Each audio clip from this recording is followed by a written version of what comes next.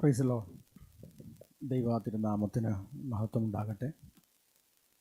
ഈ അനുഗ്രഹീതമായ വിവാഹ ശുശ്രൂഷയ്ക്ക് നേതൃത്വം നൽകുന്ന മഞ്ഞമൺകാല ദൈവസഭയുടെ ശുശ്രൂഷകൻ കൂടെയായ ദൈവത്തിൻ്റെ ദാസൻ, ദൈവസഭയുടെ ഈ തലമുറയിലെ നേതൃത്വത്തിലേക്ക് വളരെ പ്രതീക്ഷയോടെ ദൈവസഭ കാണുന്ന ദൈവദാസന്മാരൊരുവിനൂടെയായ പ്രിയ ജോർജ് കുട്ടി തങ്കച്ചൻ പാസ്റ്റർ, ഈ അനുഗ്രഹീതമായ ശുശ്രൂഷയ്ക്ക് മുഖ്യ കാർമ്മികത്വം വഹിക്കുന്ന, ഞാൻ ക്രിസ്തുവിൽ വളരെ സ്നേഹിക്കുകയും ബഹുമാനിക്കുകയും ചെയ്യുന്ന എൻ്റെ മാതൃസഭയിലെ ശുശ്രൂഷകൻ കൂടിയായിരുന്ന പുനലൂർ ദൈവസഭയ്ക്ക് അനുഗ്രഹീതമായ നേതൃത്വം ഡിസ്ട്രിക്റ്റ് ഓഫീസർ, ചർച്ച് ഓഫ് ഗോഡിൻ്റെ കേരള സ്റ്റേറ്റ് കൗൺസിൽ മെമ്പർ, കാർക്കശ്യക്കാരനായ ദൈവത്തിൻ്റെ ദാസൻ പാസ്റ്റർ തോമസ് കുട്ടി എബ്രഹാം, അദ്ദേഹത്തെ ഓർത്ത് കർത്താവിന് സ്തോത്രം ചെയ്യുന്നു. എന്നോടൊപ്പം വേദിയിലായിരിക്കുന്ന മറ്റു ദൈവത്തിൻ്റെ ദാസന്മാർ, പാസ്റ്റർ ജൂബി ഡാനിയൽ ഉൾപ്പെടെ, എനിക്ക് മുമ്പേ വചനം സംസാരിച്ച പാസ്റ്റർ കെ സ്കറിയ ഉൾപ്പെടെ, എൻ്റെ ഇടത്ത് ഭാഗത്തിരിക്കുന്ന ദൈവത്തിൻ്റെ ദാസന്മാർ, എനിക്ക് വളരെ ആദരണീയരായ ദൈവദാസന്മാരാണ് ഇവരെല്ലാം.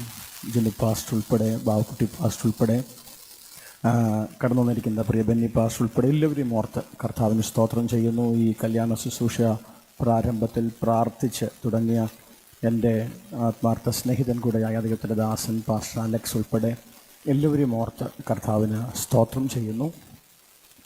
ഒരു വിവാഹ ശുശ്രൂഷ നയിച്ചു കൊണ്ട് പോകുക എന്ന് പറയുന്നത് ദൈവദാസന്മാർക്ക് ഭാരിച്ച ചുമതലയാണ്.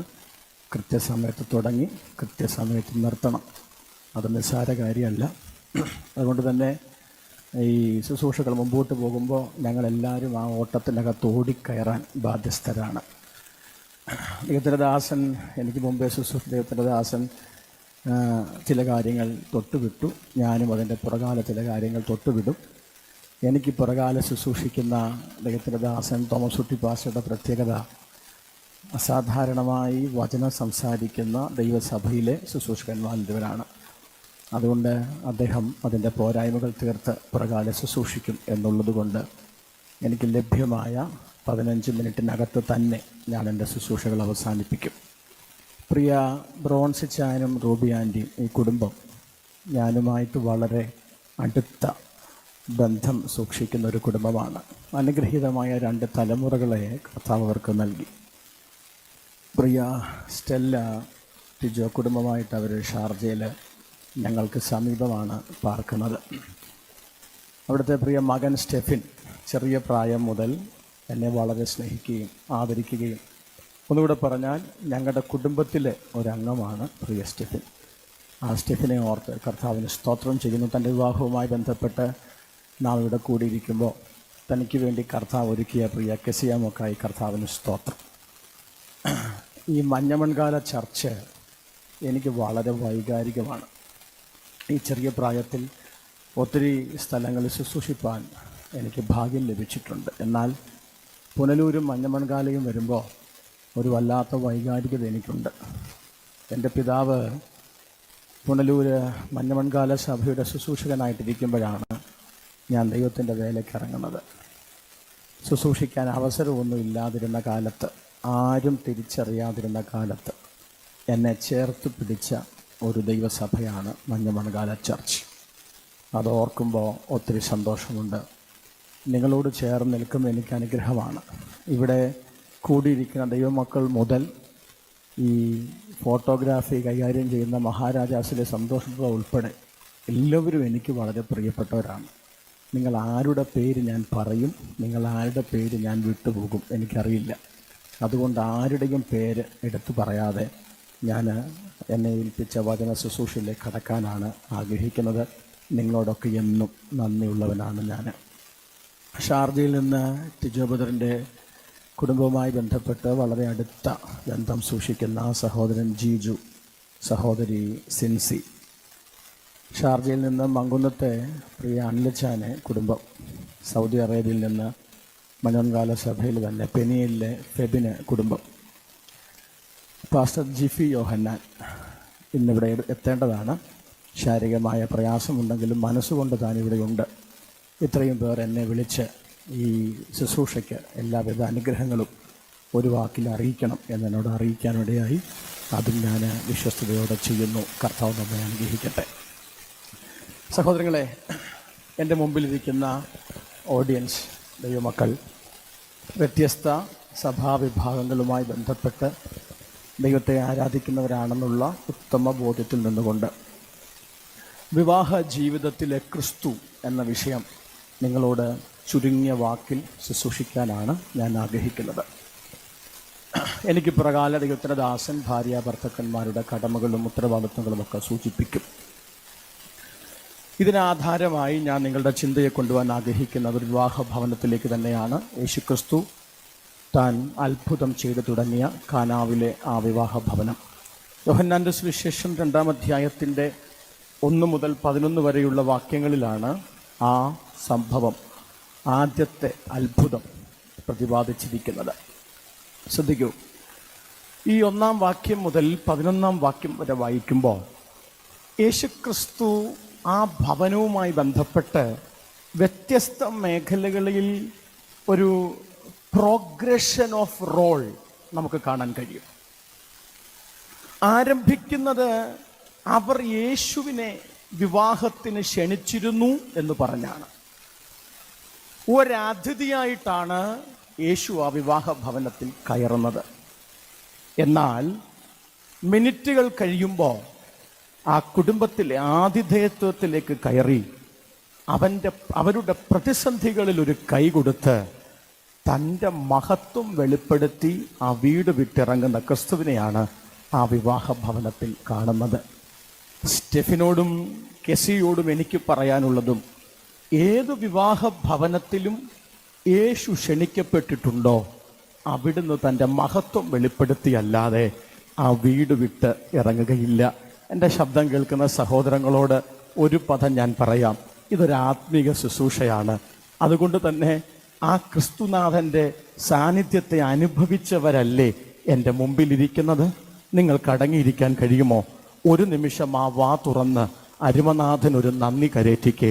എൻ്റെ ജീവിതത്തിലും ഇന്നലകളിൽ പോരായ്മകൾക്കകത്ത്, ശൂന്യതകൾക്കകത്ത് ഇറങ്ങി വന്ന് എനിക്ക് കൈ തന്ന, എൻ്റെ കുടുംബത്തെ ഇന്നയോളം പണിത യേശുനാഥനെ അല്ലാതെ ഞങ്ങൾക്ക് പറയാൻ ആരുമില്ല, ഞങ്ങൾക്ക് പ്രസംഗിക്കാൻ മറ്റാരുമില്ല, ഞങ്ങൾക്ക് പാടാൻ മറ്റാരുമില്ല.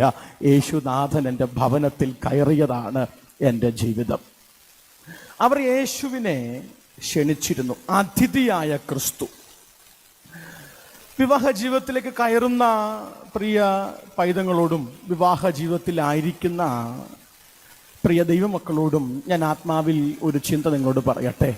നിങ്ങൾ നിങ്ങളുടെ ജീവിതത്തിൽ യേശുവിനെ എവിടെ പ്ലേസ് ചെയ്യുന്നു എന്നുള്ളതാണ് ആ ജീവിതത്തിൻ്റെ യഥാർത്ഥ അർത്ഥം എന്ന് പറയുന്നത്. യേശുക്രിസ്തുവിനെ വ്യത്യസ്ത സാഹചര്യങ്ങളിൽ നമ്മുടെ ജീവിതത്തിൽ നമുക്ക് കൊണ്ടു നിർത്താൻ കഴിയും. യേശുനാഥനെ ക്ഷണിക്കേണ്ടതുപോലെ ക്ഷണിച്ചാൽ കയറാൻ തനിക്ക് അവസരം ലഭിക്കുന്ന ഇടത്ത് തൻ്റെ പൂർവ്വ ശക്തിയോടും മഹത്വത്തോടും കയറി വരുന്ന ക്രിസ്തുവിനെയാണ് നാം പ്രസംഗിക്കുന്നത്. യേശുക്രിസ്തുവിനെ ആ ഭവനത്തിൽ ക്ഷണിച്ചു എന്ന് പറയുമ്പോൾ ഞാൻ ദൈവാത്മാവിൽ ഇങ്ങൊരു ചിന്ത പറയാം. ഇന്ന് ഇവിടെ കടന്നു വന്നിരിക്കുന്ന സകലരും ഈ ഇരു കുടുംബങ്ങളുടെ ക്ഷണം സ്വീകരിച്ച് കടന്നു വന്നവരാണ്. നിങ്ങളെല്ലാവരും ഇൻവൈറ്റഡ് ആണ്. എന്നാൽ സ്റ്റെഫിനോടും കെസിയോടും ഞാനൊരു കാര്യം പറയാം. ഞങ്ങൾക്ക് വെച്ച കല്യാണക്കുറിയേക്കാൾ വലിയ ഒരു ഇൻവിറ്റേഷൻ ഇന്ന് നിങ്ങൾ നടത്തിയിട്ടുണ്ട്. നിങ്ങളുടെ ജീവിതത്തിൽ ഇന്ന് വരെ എക്സ്പീരിയൻസ് ഇല്ലാത്ത ഒരു മേഖലയിലേക്ക് നിങ്ങൾ കടക്കുമ്പോൾ സകല ശൂന്യതകളെയും തീർത്തു തരാൻ കഴിയുന്ന യേശുനാഥനെ നിങ്ങളുടെ ജീവിതത്തിലേക്ക് നിങ്ങൾ ക്ഷണിക്കുമെങ്കിൽ ഇന്ന് പകലിൽ സ്റ്റെഫിനും കെസിയും എടുക്കേണ്ട തീരുമാനം, കർത്താവേ, ഞങ്ങൾ ഇതുവരെ പരിചയിച്ചിട്ടില്ലാത്ത ഈ വഴികളിലൂടെ മുമ്പോട്ട് പോകുമ്പോൾ ഞങ്ങളെ വിട്ടുപോകാതെ, ഞങ്ങളെ തനിച്ചാക്കി പോകാതെ ഞങ്ങളോട് ചേർന്ന് നിൽക്കാൻ അരുമനാഥ അങ്ങ് കൂടെ ഉണ്ടെങ്കിൽ ഒരു നിമിഷം ദൈവമക്കളൊന്ന് സ്തോത്രം ചെയ്താട്ടെ. വായുകളെ തുറന്ന് കർത്താവിനോടൊന്ന് പറ, ഞങ്ങളുടെ കുഞ്ഞുങ്ങളുടെ കുടുംബജീവിതത്തിനകത്ത് യേശുനാഥ അങ്ങ് കയറി നിൽക്കണമേ എന്നൊന്ന് ഇന്ന് പകൽ പറയാൻ കഴിയുന്നുണ്ടോ? യേശുക്രിസ്തുവിനെ ക്ഷണിക്കുക എന്ന് പറയുമ്പോൾ ഞാൻ നിങ്ങളോടൊരു പദം പറഞ്ഞു. ഓരോരുത്തരെയും വെക്കേണ്ട പൊസിഷനുകൾക്കകത്തേക്ക്, റോളുകൾക്കകത്തേക്ക് വെക്കുകയാണ്. ക്രിസ്തുവും സഭയും തമ്മിലുള്ള ബന്ധമാണ് ഭാര്യാഭർത്തൃക്കാന്മാർ തമ്മിലുള്ള ബന്ധത്തെ കാണിക്കേണ്ടതിന് അപ്പോസ്തലനായ പൗലോസ് ഉപയോഗിച്ചിരിക്കുന്നത്. അതുകൊണ്ട് കെസിയമോളെ, ക്രിസ്തുവിന് സഭ എങ്ങനെ കീഴ്പ്പെട്ടിരുന്നോ, സഭ ക്രിസ്തുവിനെ ഏത് സ്ഥാനത്ത് കണ്ടോ, അതുപോലെ നിന്റെ ആ ഇടത്തുഭാഗത്തിരിക്കുന്ന സ്റ്റെഫിനെ, ആ യൗവനക്കാരനെ നീയും കരുതേണ്ടതാണ്. സ്റ്റെഫിനെ, നിന്റെ വലത്തുഭാഗത്തിരിക്കുന്ന കെസി എന്ന ഈ യുവതിയെ ക്രിസ്തു സഭയെ എങ്ങനെ സ്നേഹിച്ചോ, ക്രിസ്തു സഭയെ എങ്ങനെ കരുതിയോ, അതുപോലെ കരുതാൻ നീ തയ്യാറാകണം. ക്രിസ്തുവിനെ ഭവനത്തിലേക്ക് ക്ഷണിക്കുക എന്ന് പറഞ്ഞാൽ ക്രിസ്തു നൽകിയിരിക്കുന്ന ജീവിത രീതികൾ ജീവിതത്തിൽ കൊണ്ടുവരിക എന്നുള്ളതാണ്. ക്രിസ്ത്യാനി എന്ന വാക്കിൻ്റെ അർത്ഥം ക്രൈസ്തവ കുടുംബത്തിൽ ജനിച്ചതുകൊണ്ടോ ക്രിസ്ത്യാനികൾക്ക് ചേരുന്നൊരു പേരിട്ടത് കൊണ്ടോ ഒരുവനൊരു ക്രിസ്ത്യാനിയാകയില്ല. എൻ്റെ കൂടെ ഉണ്ടോ നിങ്ങൾ? എന്നാൽ ക്രൈസ്തവത ഒരു ജീവിത മാർഗമാണ്. ഐ എന്ന ഇംഗ്ലീഷ് ആൽഫബറ്റിനെ കുറുകെ വെട്ടുന്നതാണ് കുരിശ് എന്ന് പറഞ്ഞാൽ way of cross is the way of self denial. ഇന്ന് പകലിൽ ജീവിത രീതിയാക്കി ക്രിസ്തുവിനെ ഏറ്റെടുക്കാൻ ഈ കുടുംബത്തിന് കഴിയട്ടെ എന്ന് ഞാൻ ആത്മാർത്ഥമായി പ്രാർത്ഥിക്കുന്നു. മുൻപോട്ട് വരുമ്പോൾ രണ്ടാമത് യേശുക്രിസ്തുവിനെ ആ ഭവനത്തിനകത്ത് ഒരു പോരായ്മ വരുമ്പോൾ ഓടിച്ചെന്ന് ക്രിസ്തുവിനോട് പറയുന്നു, വീഞ്ഞ് പോരാതെ വന്നു. എന്താ? വീഞ്ഞ് പോരാതെ വന്നു. അവിടെ ഗസ്റ്റ് എന്ന റോളിൽ നിന്ന് ഞാൻ നിങ്ങളോടൊരു കാര്യം ചോദിക്കട്ടെ. ഇവിടെ വിവാഹ ശുശ്രൂഷ നടക്കുമ്പോൾ ഒത്തിരി ക്രമീകരണങ്ങൾ നടക്കുന്നുണ്ട്. ഏതെങ്കിലും ഒരു ക്രമീകരണത്തിനകത്ത് ഒരു ചെറിയ പോരായ്മ വന്നാൽ ക്ഷണിക്കപ്പെട്ട അതിഥിയോടാണോ വീട്ടുകാർ പോയി പറയുന്നേ? ആണോ? എന്തെങ്കിലും ഒരു കുറവ് വന്നാൽ ക്ഷണിക്കപ്പെട്ട അതിഥിയുടെ മുമ്പിലാണോ ഈ പ്രശ്നം പറയുന്നേ? അല്ലല്ലോ. പകരം വേണ്ടപ്പെട്ട വീട്ടിലെ കാര്യങ്ങൾ ക്രമീകരിക്കാൻ കഴിയുന്ന ഒരാളുടെ അടുക്കലല്ലേ ആ ഓടിച്ചെന്ന് പറയുക. കണ്ടോ, യേശുവിൻ്റെ അടുക്കലേക്ക് അമ്മ മറിയം ഓടിച്ചെന്ന്, ഭക്തയായ സ്ത്രീ, ജീവിത വിശുദ്ധിയുള്ള സ്ത്രീ, സ്ത്രീകളിൽ ഏറ്റവും അധികം ബഹുമാനിക്കപ്പെടേണ്ടവൾ, അവൾ ഓടിച്ചെന്ന് ക്രിസ്തുവിനോട് പറഞ്ഞു, വീഞ്ഞ് പോരാതെ വന്നു. ആ നിമിഷം യേശുക്രിസ്തു ആ ഭവനത്തിലെ ഹോസ്റ്റായി തീരുകയാണ്. ഞാൻ നിങ്ങളോട് പരിശുദ്ധാത്മാവിൽ ഒരു പദം പറയാം. സ്റ്റെഫിനെ, ഒരു അനുഗ്രഹീത കുടുംബമെന്ന് പറയുന്നത്, കസിയമോളെ, പ്രതിസന്ധികളില്ലാത്ത കുടുംബമല്ല അനുഗ്രഹീത കുടുംബം, പ്രശ്നങ്ങളില്ലാത്ത കുടുംബമല്ല അനുഗ്രഹീത കുടുംബം. പക്ഷേ ഏതു പ്രശ്നങ്ങളെയും സമയബന്ധിതമായി പരിഹരിക്കാൻ കഴിയുന്ന, നിങ്ങൾ ഇൻവൈറ്റ് ചെയ്തിരിക്കുന്ന ക്രിസ്തുവിൻ്റെ അടുക്കലേക്ക് എത്തിക്കാൻ കഴിയുന്ന കുടുംബമാണ് അനുഗ്രഹീത കുടുംബം. ഈ ഇരിക്കുന്ന ആളുകളോട് നിങ്ങൾ ചോദിച്ചാൽ, ജീവിതത്തിലുടനീളം ഒത്തിരി പ്രശ്നങ്ങൾ അഭിമുഖീകരിക്കപ്പെട്ടിട്ടും തകർന്നു പോകാതെ, താളടിയാകാതെ, പരസ്പരം കരം കോർത്തു പിടിച്ച് കുടുംബജീവിതത്തിൽ മുമ്പോട്ട് പോയവരാണ് ഇവരൊക്കെ. നിങ്ങളുടെ മാതാപിതാക്കൾ ഇവിടെ ഇരിപ്പില്ലേ? അവർ കുടുംബജീവിതത്തിൽ ഒത്തിരി ചലഞ്ചസ് ഏറ്റെടുത്തവരാണ്. എന്നാൽ അവരൊക്കെ തകർന്നു പോകാതിരുന്നതിൻ്റെ കാരണം പ്രതിസന്ധികളില്ലാത്തത് കൊണ്ടല്ല, എല്ലാ പ്രതിസന്ധികളെയും കൃത്യമായി കൊണ്ടുകൊടുക്കേണ്ടവൻ്റെ കരങ്ങളിലേക്ക് കൊണ്ടുകൊടുത്തത് കൊണ്ടാണ്. എന്നോട് ചേർന്ന് അതിനെ അംഗീകരിക്കുന്നവർ ആ കരമുയർത്തി ആമേൻ പറയുക. Praise the Lord. ആവശ്യങ്ങളെ ക്രിസ്തുവിൻ്റെ അടുക്കൽ എത്തിക്കുക. അവിടെ ഒരു പദം കൂടെ ഞാൻ പറയാം. ഭാര്യ ഭർത്തൃക്കന്മാർ തമ്മിലുള്ള ബന്ധത്തിൽ ഇതിൻ്റെ പ്രാധാന്യം എന്തെന്നറിയാമോ? സ്തോത്രം. പ്രോപ്പർ കമ്മ്യൂണിക്കേഷൻ ആവശ്യമാണ് കേട്ടോ. Proper communication. ഭാര്യയുടെ ആവശ്യം സ്നേഹിതൻ പറഞ്ഞല്ല ഭർത്താവ് അറിയേണ്ടത്. ഭർത്താവിൻ്റെ ആവശ്യകത കുടുംബം പറഞ്ഞാകരുത് ഭാര്യ അറിയേണ്ടത്.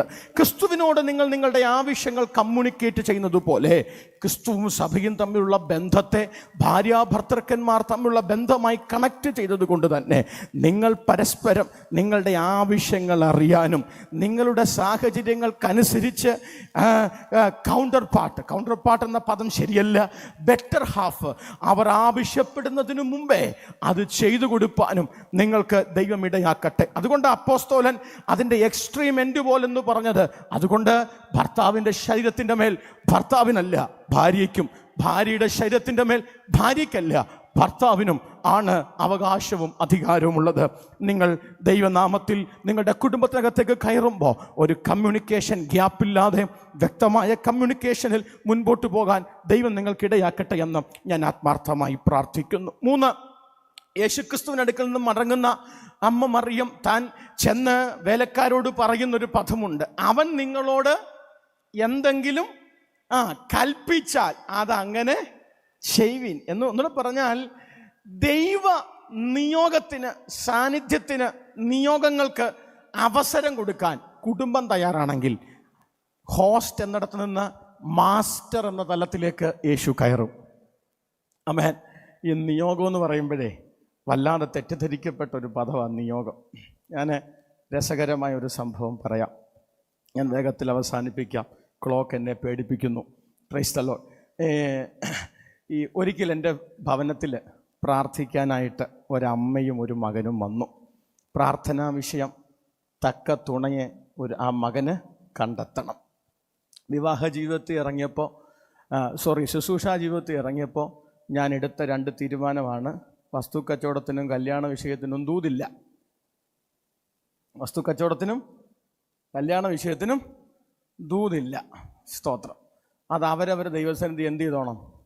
പാസ്റ്ററുടെ ഉറപ്പിലല്ല നമ്മൾ കല്യാണം കഴിക്കേണ്ടത്. ഒരാമേൻ എത്ര പേര് പറയും? സ്തോത്രം. പ്രൈസ്. അതൊക്കെ അവരവരെന്ത് ചെയ്യണം? ദൈവസന്നിധിയിൽ ഉറപ്പ് വാങ്ങിച്ചോണം. സ്റ്റെഫിൻ വാങ്ങിച്ച ഉറപ്പിൽ സ്റ്റെഫിൻ ഗസി വിവാഹം കഴിക്കാവൂ. കാരണം ദൈവത്തിൽ നിന്ന് വാങ്ങിക്കുന്ന ഉറപ്പാണ്. പ്രൈസല്ലോ. ശ്രദ്ധിച്ചേ. അപ്പം എന്നോട് പറഞ്ഞു, പാസ്റ്റർ, ഞാൻ ചോദിച്ചു, ആൻറ്റി എന്താ ആൻറ്റിയുടെ ആഗ്രഹം? എന്നോട് പറഞ്ഞു, ദൈവഹിതമുള്ള ഒരു പെങ്കൊച്ചു മതി എൻ്റെ മോന്. അത്യാവശ്യം നല്ല ഫിനാൻഷ്യൽ സ്റ്റാറ്റസ് ഉള്ള, വിദ്യാഭ്യാസ മഹിമയുള്ളൊരു കുടുംബം. ഞാൻ വീണ്ടും ചോദിച്ചു, എന്നാൽ എന്താ, മുടിയുള്ളത് വേണമെന്ന് ആഗ്രഹമുണ്ടോ? അങ്ങനെയൊക്കെ ഒത്തിരി ആഗ്രഹമുള്ളവരില്ലേ? മുടിയുള്ളത് വേണമെന്ന് ആഗ്രഹമുള്ള സഹോദരന്മാരുണ്ടായിരുന്നു അല്ലേ? ഒരിക്കലും ഒരാൾ പറഞ്ഞു, ഇപ്പം പാത്രത്തിൽ വരെ മുടിയാണ്. ആഗ്രഹിച്ചതല്ലേ കിട്ടൂ. സ്തോത്രം. Praise the Lord. അപ്പോൾ ഞാൻ എന്താ ആഗ്രഹം? വീണ്ടും പറയാം, ദൈവഹിതം മതി, ദൈവഹിതം മതി.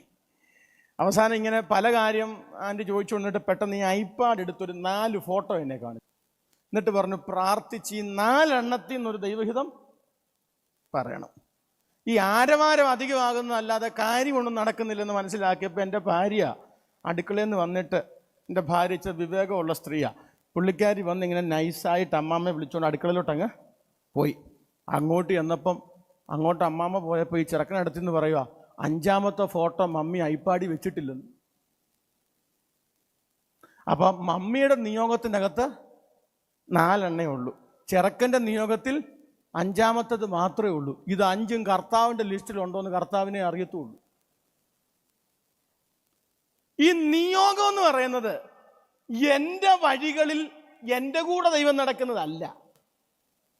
ഐ റിപ്പീറ്റ്, എൻ്റെ വഴികളിൽ എൻ്റെ കൂടെ ദൈവം നടക്കുന്നതല്ല നിയോഗം. പകരം ദൈവഹിതത്തിൻ്റെ നിഴലിൽ ഞാൻ നടക്കുന്നതാണ്. കുഞ്ഞുങ്ങളെ, ദൈവത്തിൻ്റെ ആത്മാവ് ഞാൻ നിങ്ങളൊരു കാര്യം ബുദ്ധി ഉപദേശിപ്പിക്കാം. നിങ്ങൾക്കിഷ്ടമില്ലാത്ത പലതും ദൈവഹിതത്തിനകത്തുണ്ടാകാം. നിങ്ങൾക്ക് താല്പര്യമില്ലാത്ത പല വഴികളും ദൈവ നിയോഗങ്ങൾക്കകത്തുണ്ടാകാം.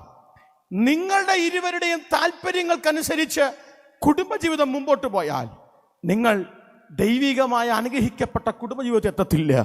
പകരം ഇന്നു മുതൽ പ്രാർത്ഥിക്കണം. സ്റ്റെഫിൻ്റെ ആഗ്രഹമല്ല, കെസിയുടെ ആഗ്രഹമല്ല, ഞങ്ങളുടെ നടുവിൽ അങ്ങയുടെ ഹിതം മാത്രം നിറവേറണം. അങ്ങ് എന്തെങ്കിലും കൽപ്പിച്ചാൽ അതിനുവേണ്ടി നിൽപ്പാൻ കർത്താവ് ഇടയാക്കണം. 2 വാക്കൂടെ പറഞ്ഞ് ഞാൻ പ്രാർത്ഥിക്കാൻ ആഗ്രഹിക്കുന്നു. 4, ഒരു മിറക്കിൾ വർക്കറായി യേശു കയറി വെള്ളം വീഞ്ഞായിത്തീരുന്ന അനുഗ്രഹീത നിമിഷം. 5, തൻ്റെ മഹത്വം വെളിപ്പെടുത്തുന്ന മഹത്വവാനായ ക്രിസ്തുവായി ആ ഭവനത്തിൽ യേശു മാറി. തുടങ്ങിയത്, he was invited as A guest and later he trusted as A host. They obeyed him as a master. They experienced him as a miracle worker and glorified as Lord. സഹോദരങ്ങളെ, ഈ 5 തരത്തിൽ നിങ്ങൾ അതിഥിയായി ക്രിസ്തുവിനെ ക്ഷണിച്ച്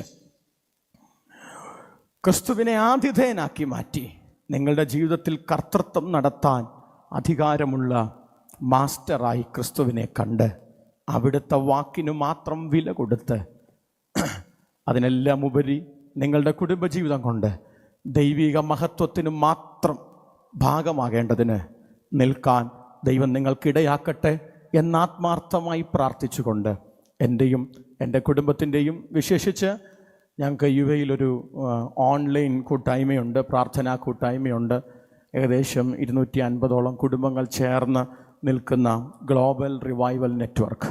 അതിലെ ഒരു ആക്റ്റീവ് പാർട്ടിസിപ്പൻ്റാണ് പ്രിയ സ്റ്റെഫിൻ. കെസിയും ഇടയ്ക്ക് കയറിയിരുന്നു ഞാൻ മനസ്സിലാക്കുന്നു.